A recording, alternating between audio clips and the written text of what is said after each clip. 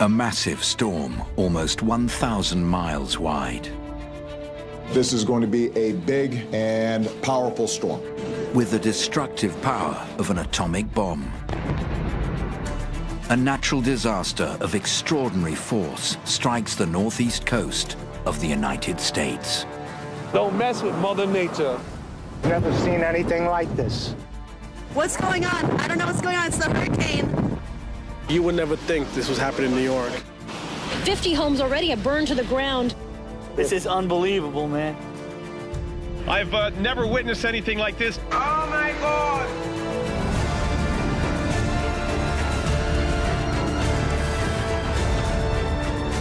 Unbelievable. I'm sorry.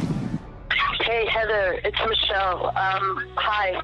I don't know. I don't even know what to say. I'm just happy that we're alive. We're all just sort of, there's no power, there's no service, there's no phones. It's like a scene out of some end of the world movie.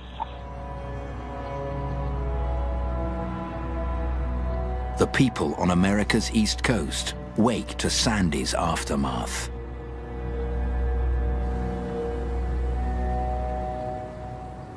This was a storm of almost unimaginable power.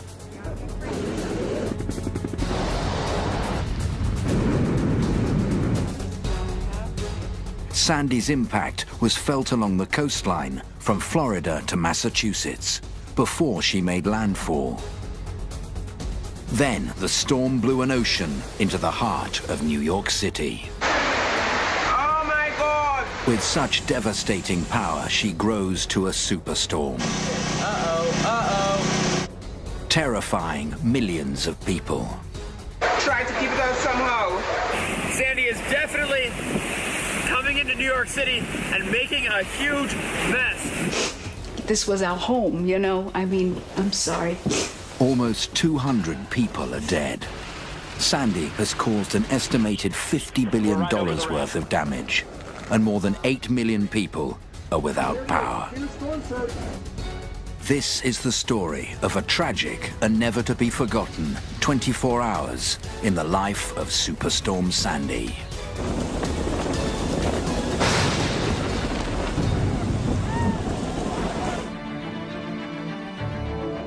Hurricane Sandy has already struck the Caribbean, claiming more than 70 lives. 90 miles off the coast of North Carolina, she claims one of her first American victims. Altitude. Roger, stand by and hold. U.S. Coast Guards brave storm force winds to save the desperate crew of an historic tall ship that has been sunk in 18-foot waves. Survivors getting out of the basket. They pull 15 people from the water, but one woman is unresponsive.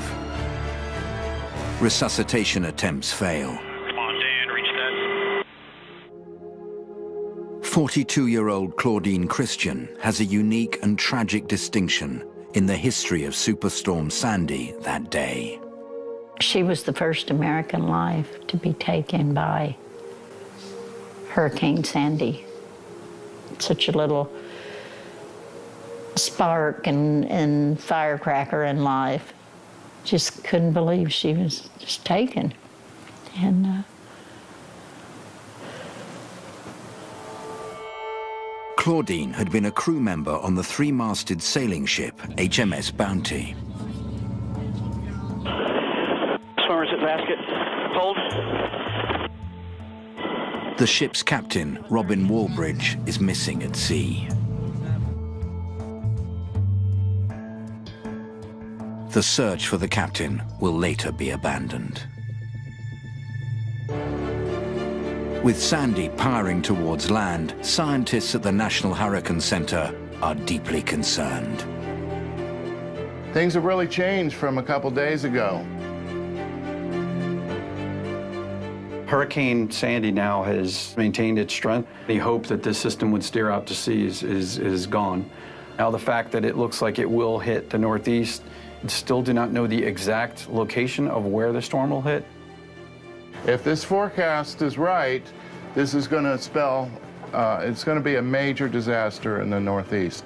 You know, we're talking about a multi-billion-dollar storm and maybe a record-setting event. We really should start to prepare for something that could be a very devastating event. Hard reality is that even if we do everything within our power to prepare, we can't stop the storm. I've been hearing about evacuate since we've been here. Those who choose to stay are going to find themselves in this situation. If they do get in trouble, we will not go for it. We'll ride it out. We'll ride it out like we ride all of them out, you know? Yeah, we're not looking forward to it.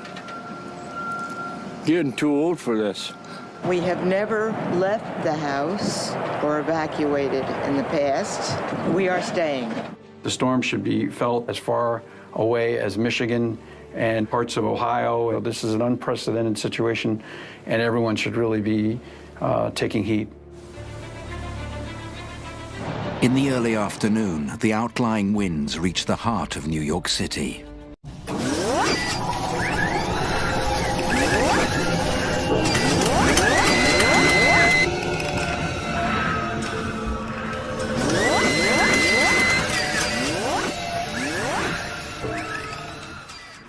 Then the storm hits a Long Island suburban street. This is the apocalypse. Oh! I heard the kids downstairs joking around, kidding around, playing. Oh my God! Our tree! You're... Our tree! Dad! It hit your car! Oh my God! Oh my God! It hit my car! Oh, the car! At reached a point in time I realized it wasn't joking. They were screaming something was going on. I wasn't expecting anything really. Just thought that the storm wasn't even going to be that big of a deal. I was just deciding to film a video out my window, maybe send it to my friend, and then I just captured something crazy on film. Oh my God! Oh, I got that all on film! I was on the computer and I heard him, and I looked out the window to see the tree falling, and I screamed first because the tree was falling, and then I realized it was about to hit my car. The wind didn't look that bad, but it snapped like a twig. Oh my God! What happened?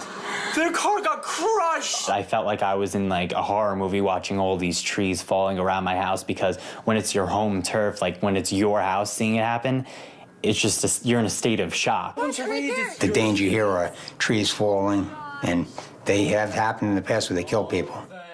It's eerie because it's almost like silence until it makes contact with whatever it's hitting. Then you just hear like an unmistakable crushing of metal. I was scared throughout the whole entire night. It was horrible. Felt like I was in a horror movie. Let's get away from it. There's a fire. There's a fire, Dad. There's a fire, Dad. Oh my God. There ain't nothing I can do about that. Oh my God. Trees are crashing down everywhere. But it isn't just wind causing the problem. The storm is so slow-moving that it lingers over the northeast, saturating the ground below. We also had a lot of rain right before that system came. So that was like the setup for losing a lot of trees. You soften the ground, it's moist, you lose a lot of trees.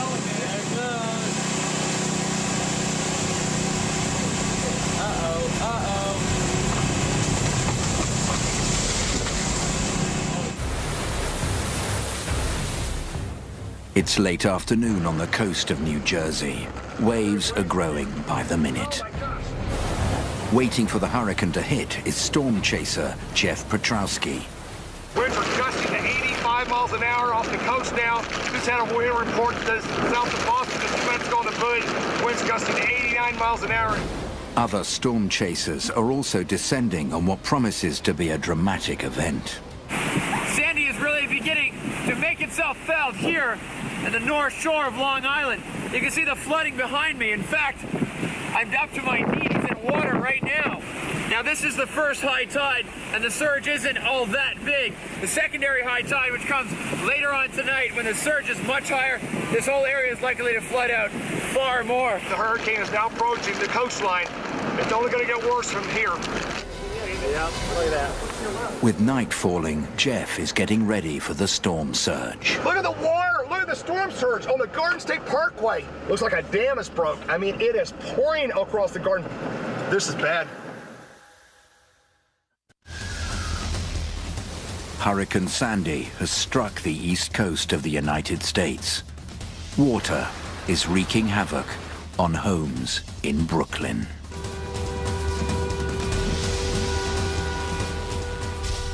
Flooded out. Water is just gushing everywhere.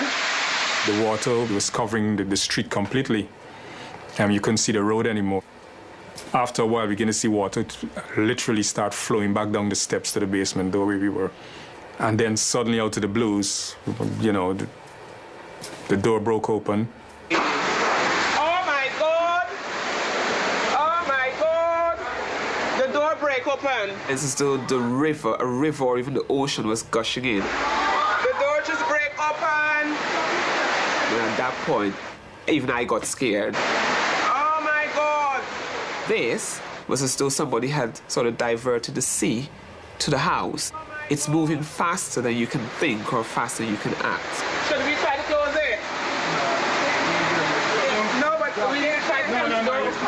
This water just came in like if it was the ocean coming into the with so much force. Can't you careful? Go.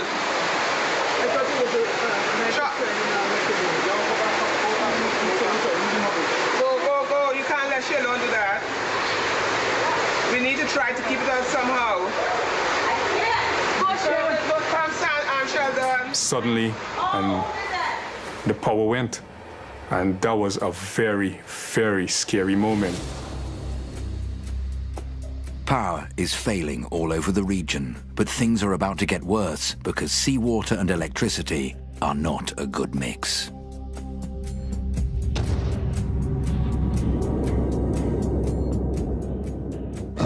What's going on? I don't know what's going on. It's the hurricane. What the hell is this? In this one spectacular flash, a substation blows up, cutting power to almost 1 million New York City homes. Local resident John Matauzzi captures the explosion on video. I started walking down to the water. The flood was starting to come up. It was about 2 feet by then. This area right here was like a crazy wind tunnel. It felt like 100-mile-per-hour gusts. I mean, you had little girls that were like grabbing on the trees like this, holding on for their life. It got pretty dangerous over here because there was these metal sheets that must have weighed like 30 pounds that were just woof, woof, woof, flipping through the air. And then all of a sudden, my camera just lit up.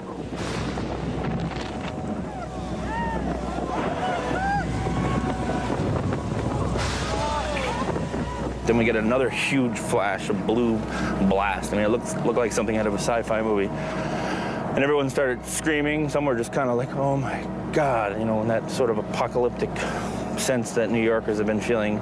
You felt it. Something, yeah, just exploded.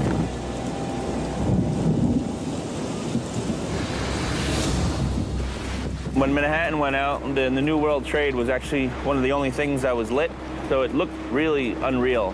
Because half of Brooklyn Bridge was out, all of Manhattan, and then this big tower was glowing. And eventually that went out. And throughout the night, you'd see these blue explosions in the distance.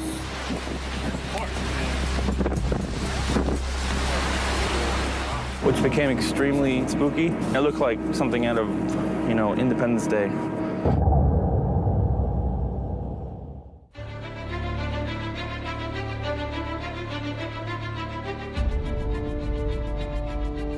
By nightfall, Superstorm Sandy has left millions of New Yorkers without basic amenities. Communications are breaking down, and the emergency services are stretched to the limit. There are almost 20,000 emergency calls an hour. That's about 300 calls a minute, 5 every second.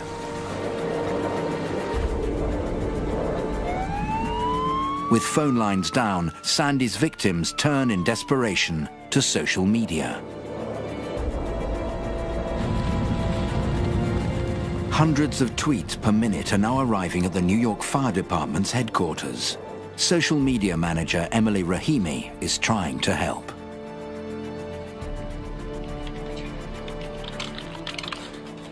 I would say about 8 o'clock to 10 o'clock, I started to see a lot more panicked tweets, which I've never experienced on Twitter before. There were a lot of people who were losing phone service, that were not able to get through to 911, who were tweeting in emergency calls. I was getting a sense of the panic definitely through the words that they were using, the speed in which they were tweeting. I would get, 4 tweets within a couple seconds of each other from the same person. Among the many tweets is a dramatic plea for help. A woman fears for the safety of her parents trapped by the floods. This woman tweeted very early in the evening that her parents were trapped in their home on Staten Island, and I told them that I was contacting dispatchers, but for them to also try contacting 911. Staten Island is particularly hard hit by Sandy. Many of New York's fatalities occur on this tiny island. Emily tries to save lives by using Twitter to send out vital advice.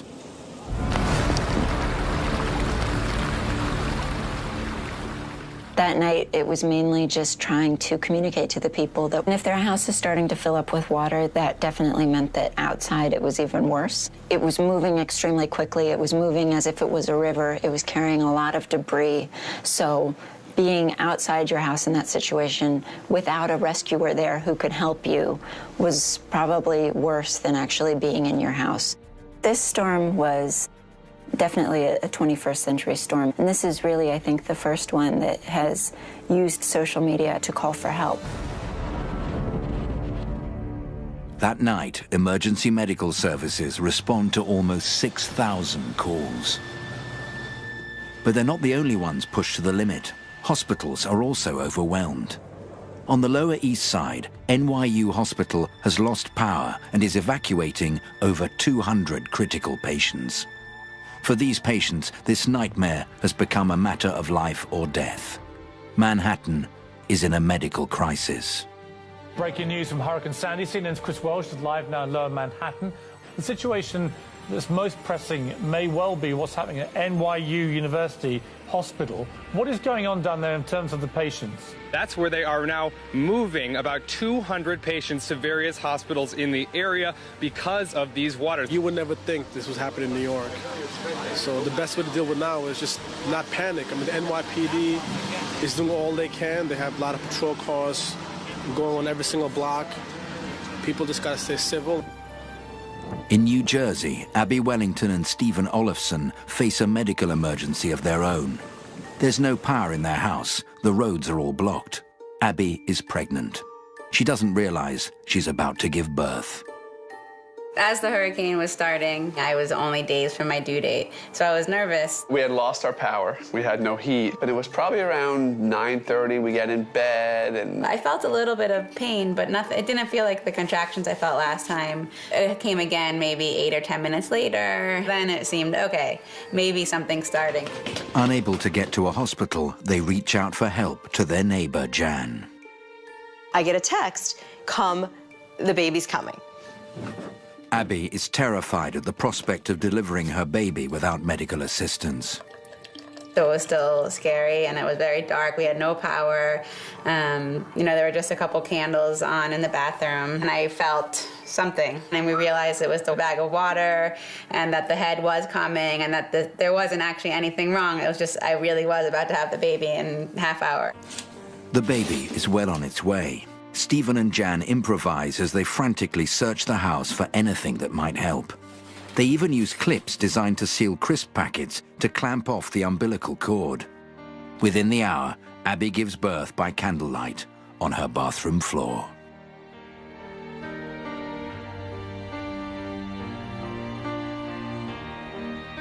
Abby's delivery goes smoothly, but it could have been a very different story. This storm caused a lot of damage. A lot of people died. We're very lucky. Superstorm Sandy is not stopping for anyone, not even baby Henley.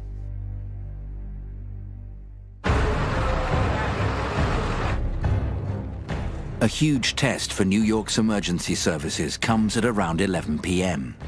In Queens, downed power lines spark a devastating fire that tears through the neighborhood of Breezy Point. Breezy Point's residents suddenly face a deadly dilemma as the fire spreads rapidly in storm-force winds. Fleeing through the floodwater is a risky business. The alternative, staying put as their homes catch fire. 70-mile-an-hour winds fan the fire. Burning embers the size of tennis balls are blowing from house to house. Whatever is not flooded is on fire. At first, there's no one to fight the blaze. The local firemen are trapped on the second floor of their own fire station. By the time help arrives almost 3 hours later, Breezy Point is in ruins.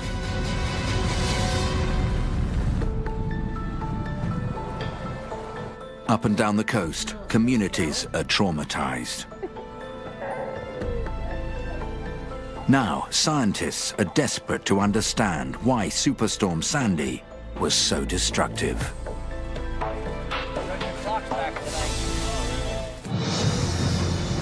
Despite the warnings, few had expected such devastation. Experts are now descending on New York and New Jersey to understand what happened.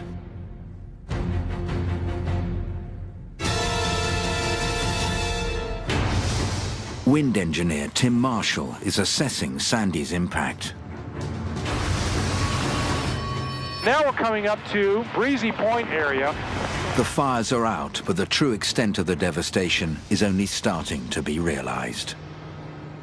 This was the scene of a horrific event, as the storm surge came in and flooded all these homes, a lot of people were trapped. And then the worst nightmare you can think of happened. A fire began. The burnout area is over here on the right, and we're going to take a look at this. So here we can see just this area of devastation, just all burned up. Houses are gone, trees are burned up, the poles are all burned up. Looks like about 100 houses have been completely torched all the way on down. The burned area actually started near the ocean and then burned right on through. If there were more houses beyond it, I'm sure that fire would have continued, but it went ahead and stopped right there at the parking lot. 111 homes were destroyed by the fire at Breezy Point. But by some miracle, not a single life was lost.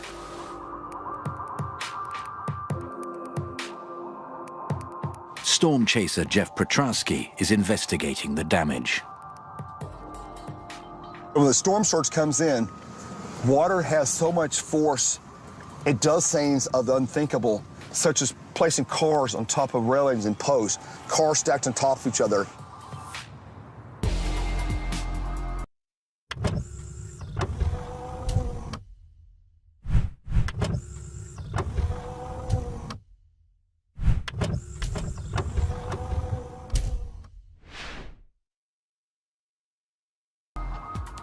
During the peak of Hurricane Sandy, the storm surge at this location was about 5.5 to 6 feet, plus the waves were on top of that, which just inundated this entire area. If you look at this, look what it did to this location. Shacks, wood, boards, everything was hit and inundated and destroyed. Residents are slowly returning to what's left of their homes. And we didn't move anything. This was just the water moving everything. The water was up to the ceiling almost. I'm sorry. This was my refrigerator that I did actually fill up, thinking that, you know, if anything, we'll have, but nothing could have prepared us for this. This is the bathroom. We did keep everything nice. This was our home, you know? I mean, I'm sorry. Emergency services are still out on the street, helping bewildered residents to safety. No, are you staying here? We're, my husband's, he's staying. We have a ton of stuff at the firehouse. I haven't been over there. Go over there. I volunteered. Whatever you need, go there. Yeah. We have a ton. We have blankets. We have flashlights, batteries, candles. I don't know what I need anymore, you know? It's just... But go and take something. We have hot food there. Volunteer fireman Daniel Kavanagh spent the night rescuing people from their wrecked homes. We had one death, actually a couple of houses away from the firehouse, closest to the water. He got trapped in his basement. From the air, it's obvious to Tim Marshall that some of the houses below could turn into death traps. This is the Jersey coast, and this is where Hurricane Sandy made landfall. This is what we're looking at right here. If we could swing around, there's the houses in the marsh over here. Yeah, there's like a house in the middle of that field, see it? There's several. There's actually several houses. Yeah. And there's one sitting on the road there as well. The top of the house is sitting right on the road. The water comes in with tremendous force. Your house is carrying all of its load downward, and when the waves come in, it basically cuts the legs out of the house, or the bottom out of the house, and the second story comes down where the first story was. These houses just simply lifted off their foundations and moved with the water inland. And it floated to that position there, right on the street. I grew up here. I've been here since I was born. This is absolutely sickening. This is memories and generations just washed away. They'll never be able to replace it, never be able to rebuild. Shock. I heard one cottage had been taken out to sea, but then I found out there was 4 that are just like, they've just vanished. They're just completely gone. How am I going to get all this out?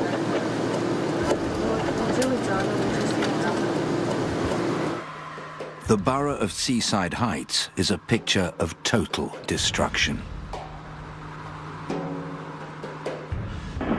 Part of the dock here, you can see it's buckled up where the waves have come underneath it. It's like the impression of the wave itself has been captured by the dock being pushed up.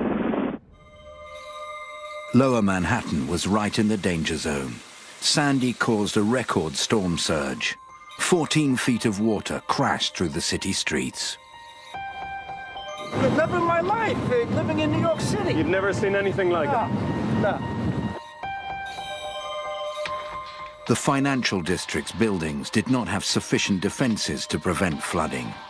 New York's 108-year-old subway system suffered its greatest disaster. In some stations, water rose from track to ceiling. The reason for this mayhem is hidden beneath the streets. Historian Andrew Needham thinks he's worked out exactly why this area of Lower Manhattan is so vulnerable to flooding. This is a big story about the conflict between humans and nature, and it's a story that almost no one in New York knows. It's really amazing that the place we're walking right now was once swampland, part of the ocean. And it was made into property over a series of centuries when people dumped ground, they dumped earth, they dumped garbage, ashes, leftover material from the fires that raged in Lower Manhattan, really anything they could to make new land. Building on all this material has helped Manhattan expand over 400 years. But Sandy's powerful storm surge temporarily took the waterline right back to where it started.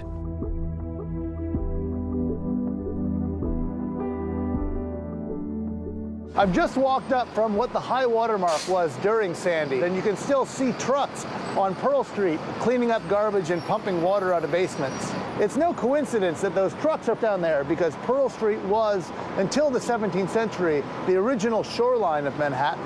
In fact, Pearl Street is named after the oysters that lay in the shallow areas near the shoreline. Oceanographer Simon Boxall knows that messing with nature can have disastrous consequences.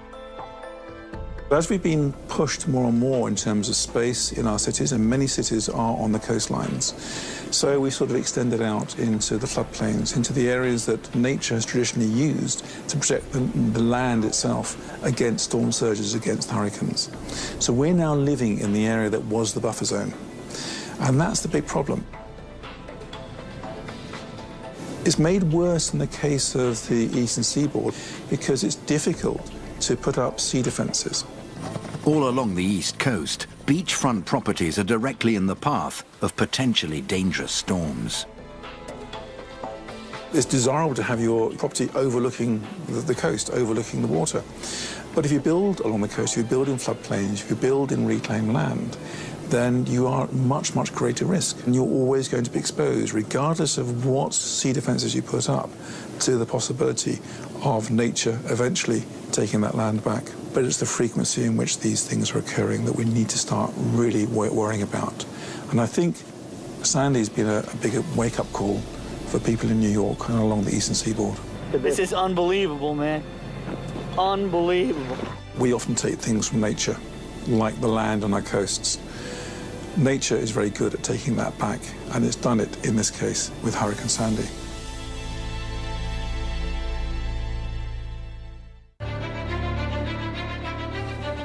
How did Hurricane Sandy turn into a superstorm of epic proportions? A storm that brought chaos to the Caribbean, then headed for North America. You prepare for the worst and hope for the best. That's what you do. And brought winds that toppled thousands of trees.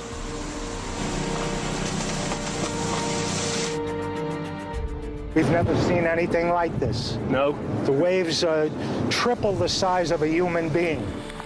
Sandy's storm surge pounded U.S. shores, altered the shape of her beaches. I grew up here. I've been here since I was born. This is absolutely sickening. And inundated her suburbs and towns with billions of gallons of ocean waters. She caused fires that raged through people's homes and stretched New York's emergency services to the limits.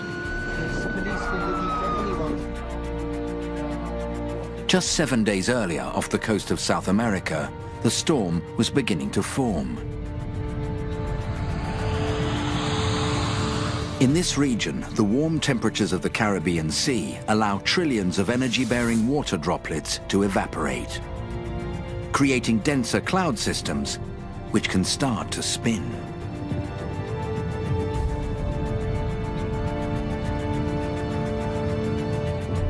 As its winds reach 74 miles an hour or more, Sandy is branded a hurricane.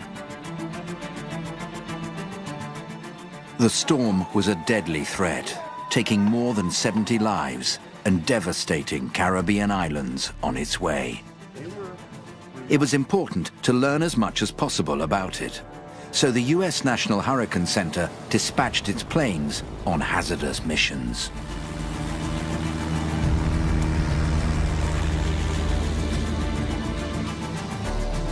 We have a crew that will be leaving today, and they'll be flying back to back. We have 2 planes, so one plane would fly, and then the next 12 hours, the next one would fly. And we kept doing this until it made landfall. So hopefully the data that we'll collect based on this flight pattern, where we're going to drop all these different drop zones, will help to narrow down that intensity and the track of Sandy. When we're flying on the P-3 Hurricane Hunter aircraft, it's essentially a flying laboratory. We are collecting drop zone data, which are these drones that we deploy from the aircraft. The probe parachutes down through the eye, measuring the hurricane's temperature, humidity, and pressure, as well as wind speeds and direction.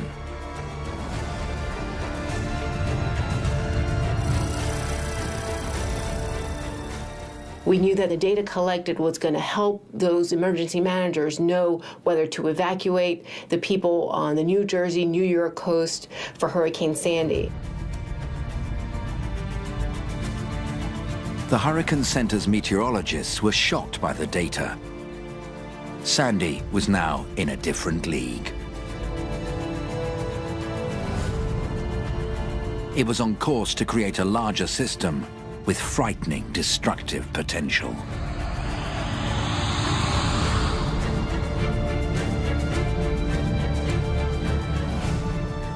The data collected from the P-3 aircraft showed that the wind field was so large, it expanded more so than what we'd ever seen in the last decade or so.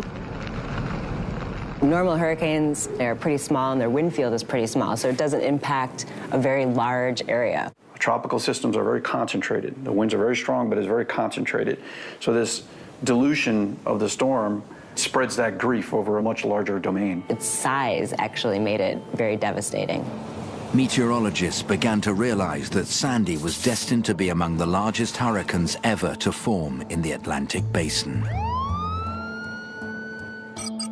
Hurricane Andrew was 180 miles in diameter. Katrina was even bigger. Then Irene, then Sandy, the largest of all. This was around about 1,000 miles across, and that is huge. That's a superstorm. Hurricanes traveling off the eastern seaboard usually turn east and fade out over the North Atlantic. But with a weather front over Greenland and a low-pressure system over the US, Sandy took a different course. The other unusual thing about Sandy is that it didn't recurve out into the Atlantic, which is what hurricanes normally do when they get up to the latitude of New York or New Jersey. Sandy recurved inward. If we have winds that are out of the southwest, that'll tend to recurve the system to the north. If we have winds that are of a different direction, that will tend to drive the system in that direction. Aware of Sandy's landward trajectory, authorities called for evacuation from its predicted path. They feared that Sandy would bring in a storm surge.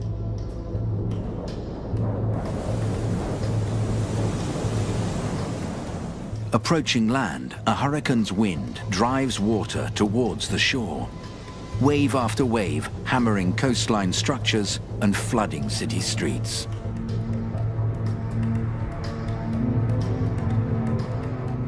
Those waves aren't just created locally, they've been created as the storms moved across the Atlantic, so they're moving in, and so all of a sudden we get 14, 15, 16 feet of water. Sandy's storm surge dumps 500 million tons of Atlantic water on New York City and the Jersey Shore.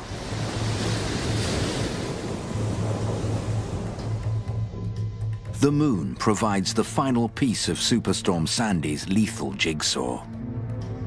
The force of the moon's gravity pulls on Earth's water, fractionally lifting the surface towards itself. Oceans bulge towards the moon to generate 2 oceanic tides per day. During a full moon, the moon's gravity can align with that of the sun to produce particularly high tides.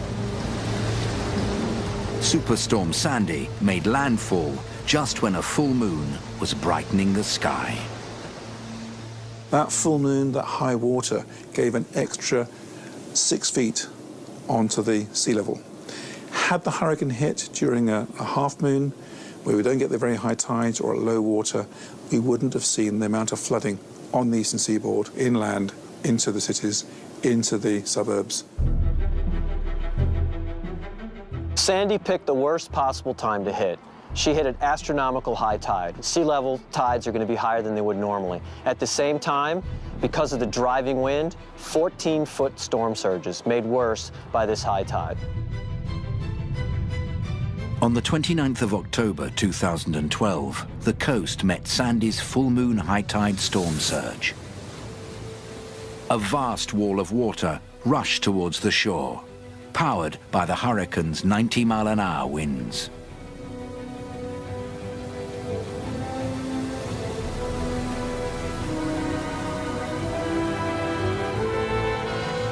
Water is a very dense fluid, much more dense than air.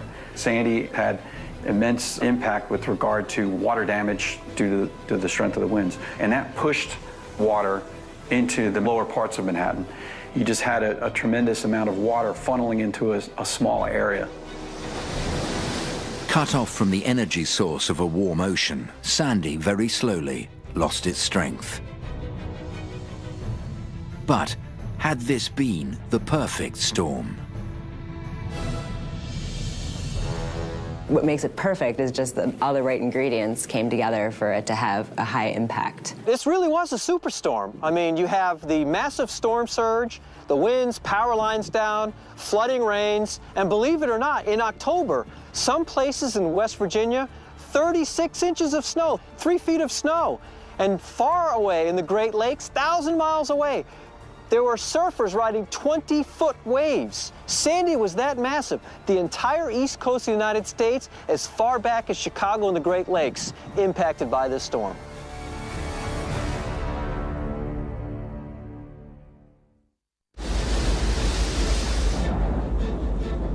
Extreme weather is affecting every part of the globe. In 2012, Russian agriculture suffers its second drought in 2 years. Record-breaking summer rainfall comes to Britain. And Venice continues to flirt with the sea. In the US, destructive tornadoes are rampant. And more than 9 million acres burn in wildfires sparked by tinderbox conditions. Climate change appears to be real. Average temperatures have risen more than ½ degree Celsius over the past 100 years. But can extreme weather events like Superstorm Sandy be linked directly to a changing climate? We're still trying to understand the effects of climate change, and whether or not we'll see more storms like Sandy is still unknown. Coming from a scientist background, we have to really look at it objectively. If you start saying that the rare event is becoming the common event, that, to me, is good evidence for something is changing. Now, that needs to be quantitatively done, not done in an ad hoc nature. If someone can show that, then I'm on board with believing more of the change aspects. Global warming means that there's more energy in our atmosphere, there's more energy in our oceans, and this energy is seen in terms of storms, and that energy means we get more extremes. Unseasonal weather, our seasons are changing. More hurricanes, heavier winds, more tropical storms. And it's this pattern of events that people are going to have to get used to over the coming decades and centuries. 9 days after Sandy, there is further bad weather for New Yorkers. A storm leaves tens of thousands without power in freezing temperatures. Is extreme weather something we should all simply get used to? Virtually every expert knows that humans are warming the planet. These same experts tell us that storms like Sandy are going to become more common in the future, combined with rising sea levels, which are absolutely going to happen. Those sea levels are going to rise for centuries. If the sea levels are rising, what do? You move up the hill. And I think the way forward is to look at how you relocate, how you redesign towns and cities for the next 2 or 3 centuries. Certainly preparation for these events is necessary and mandatory, and not, after they happen, but before they happen. Not all scientists agree on the causes of climate change. But one thing seems clear. Hurricanes like Sandy will visit again. Has some sort of tipping point been reached? We may not have too long to wait to find the answer.